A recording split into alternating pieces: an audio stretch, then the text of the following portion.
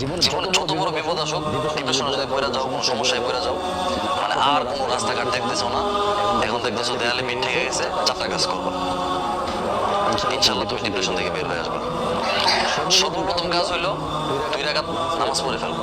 উঁচু করে 2 রাকাত নামাজ পড়ো। নামাজ পড়ে তুমি আল্লাহ তাআলার কাছে পরামর্শ চাইবে, আল্লাহ আমি তো এই সমস্যায় পড়ে গেছি, আমার তো হঠাৎ করে বাবা মারা গেছে, আমি তো এখন চোখে কিছু দেখতেছি না, আমি তো এই অন্যায়টা করে ফেলছি, আমি কি করবো? আল্লাহ তাআলা তোমাকে পরামর্শ দেবে। এই কথাটা আমার এক আব্বা ওই দিন বলতেছে, আমি একটা সিদ্ধান্ত নিয়েছি। নেওয়ার পরে আমি টেনশনে পড়ে গেছি যে হায় হায় আমি এখন কি করবো। আমার আব্বা আমাকে বলতেছে যে তুমি কাজ করো, 2 রাকাত নামাজ পড়ো, নামাজ পড়ে আল্লাহ তাআলার সাথে পরামর্শ করো।